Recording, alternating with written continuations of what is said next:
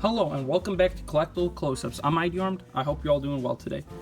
So, 2021's already been quite the great year for figures between Kingdom and Studio Series 86, but this year we got a really interesting subline called Buzzworthy Bumblebee. Most of it's been Studio Series reissues as well as like a whole load of other things.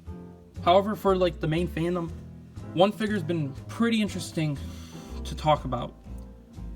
From Buzzworthy Bumblebee, we have what is considered the War for Cybertron Kingdom Core Class Bumblebee, but in addition, he came with what I'll call Micromaster Spike.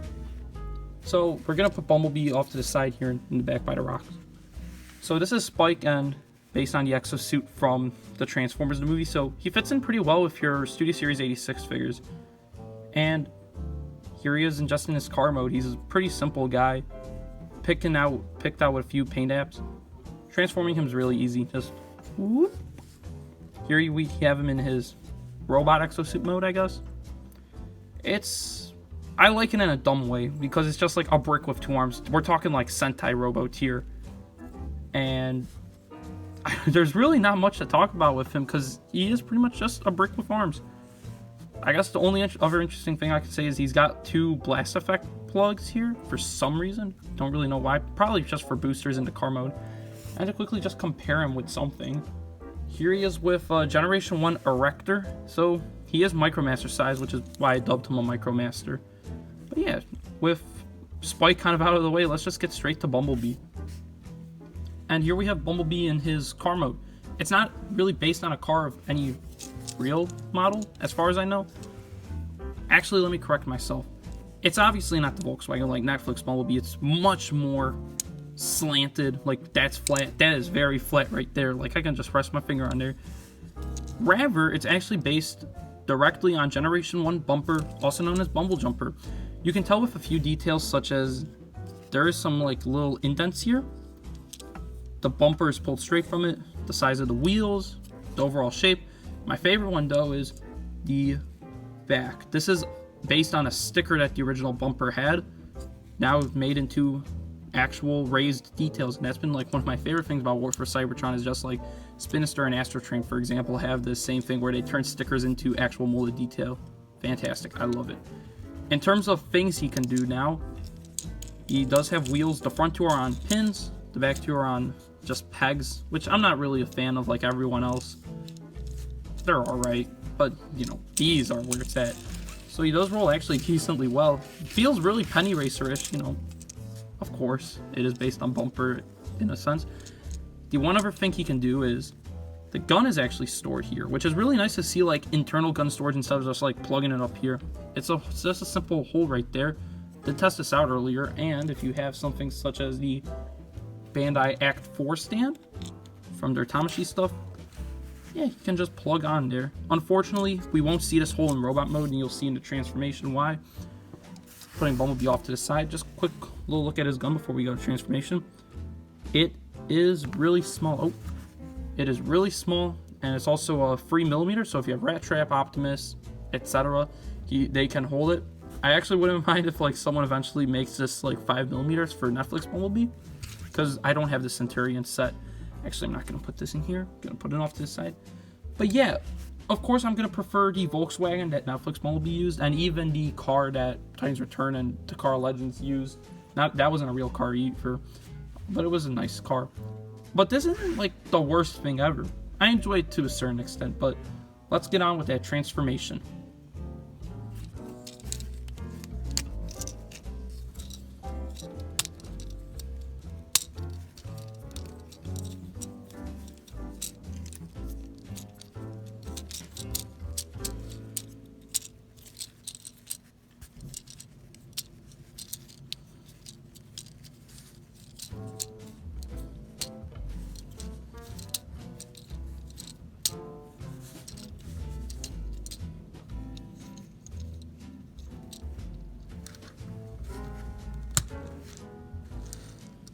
Bruh.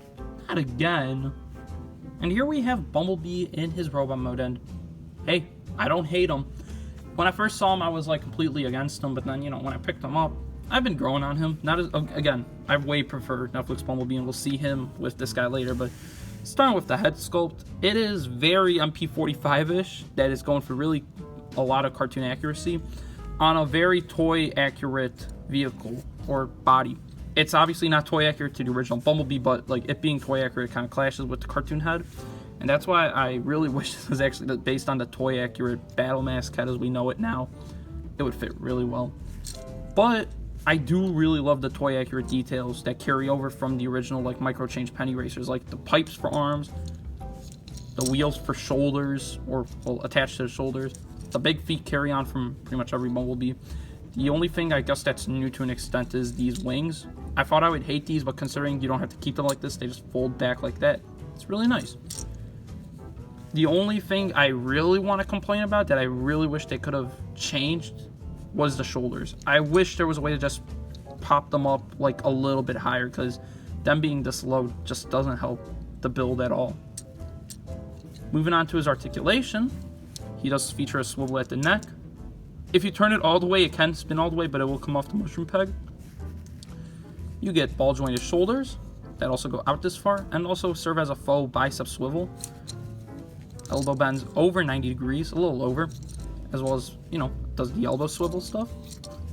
No waist swivel, which is fine on his figure this small. He kicks forward this far, back that far, out this far.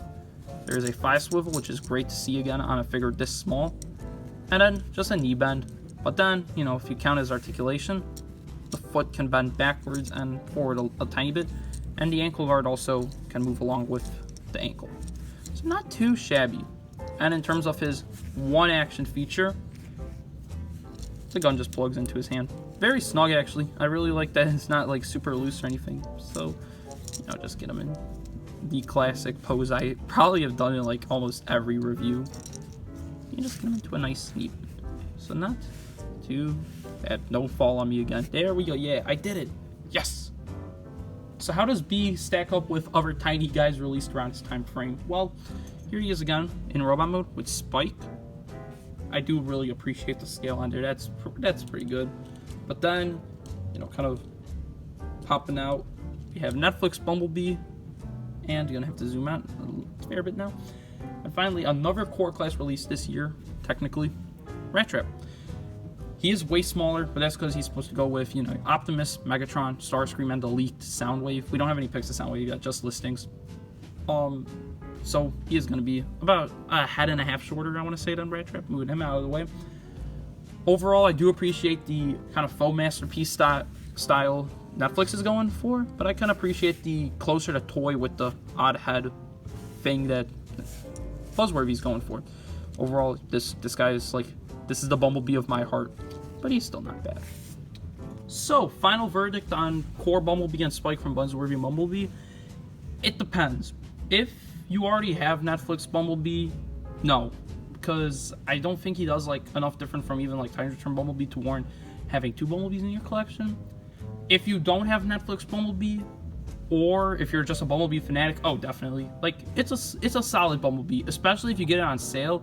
If you see it at like even like 20% off, do it. Just get it. It's only $12. In addition, Spike might become more relevant soon if the rumored SS86 slag is going to come with a Daniel of similar type. So it might be worth getting this in advance. And anyways, these guys are kind of clogging shelves right now, at least where I live, so it shouldn't be too hard to get one. But, you know, in my personal opinion, if I didn't have either Netflix or core class, yeah, I would rather just grab this guy and for $5 more and get a pretty perfect Bumblebee. But anyways, that was my review of core class Bumblebee and Spike from the Buzzworthy Bumblebee subline. I am interested to see what more is going to come out of this line and maybe any other sublines in 2021. It's just really interesting to get a subline just for one character. But it's going to be interesting to see how this experiment goes. So anyways, thank you so much for watching. Hope you guys subscribe, like, tell me what you think about this interesting figure. And of course, have a wonderful day. Take care.